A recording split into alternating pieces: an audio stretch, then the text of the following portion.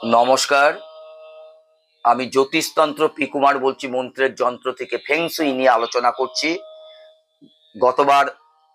গত অডিওতে আমি পিওনিয়া ফুল নিয়ে আলোচনা করেছি। পিওনিয়া ফুল ঘরে রাখলে কি আপনি সুবিধা এবং অসুবিধা পেতে পারেন তা নিয়ে আলোচনা করেছি।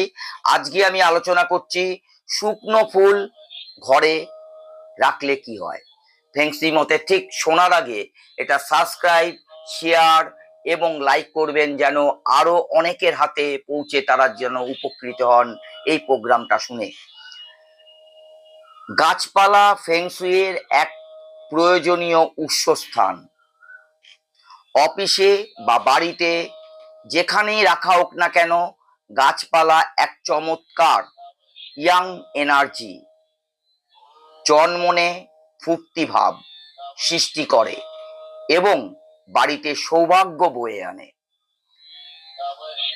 তাজা ফুল দিয়ে ঘর সাজানো ভালো, কিন্তু যে মুহূর্তে তা শুকিয়ে বিবর্ণ হয়ে যাবে বা হতে থাকবে, তখনই তা সরিয়ে ফেলবেন এবং সেখানে আবার টাটকা ফুল রাখুন।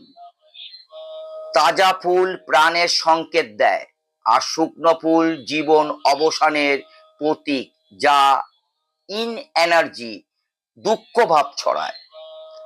আমাদের প্রিয়জন যতই শ্রদ্ধেয় হোক না কেন, তার মৃতদেহ আমরা বাড়িতে কিন্তু রাখি না। সেই রকম সেই জিনিস মৃত্যুর প্রতীক, তাকে বাড়ির ভিতরে কখনোই রাখবেন না। আমি মন্ত্রের যন্ত্র থেকে ফেংশুই নিয়ে আমি আলোচনা করছি। গাছপালা শয়নকক্ষে রাখার থেকে সব সময় মনে রাখবেন বৈঠকখানায় বা খাবার ঘরে রাখা কিন্তু খুব ভালো। কোনো অসুস্থ ব্যক্তি ঘরে ফুল রাখা খুবই ভালো। টাটকা ফুলের বদলে প্লাস্টিক বা রেশমের ফুল ব্যবহারও কিন্তু আপনারা করতে পারেন। শুকনো ফুল দিয়ে তৈরি ফুলের সাজ ঘরে কখনো রাখবেন না, আমি কিন্তু বারবার উল্লেখ করছি।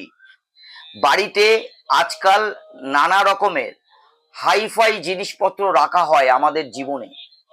এই সমস্ত যন্ত্রপাতি বাড়িতে সঠিক জায়গায় রাখতে পারলে বাড়ির সুবিধা হয়। বৈঠকখানার পশ্চিম দেওয়াল বা পশ্চিম কোণ সমস্ত জিনিসপত্র রাখা সব থেকে ভালো জায়গা। আমি এই নিয়ে আলোচনা করব আগামী পর্বে হাইফাই যন্ত্রপাতি। নমস্কার।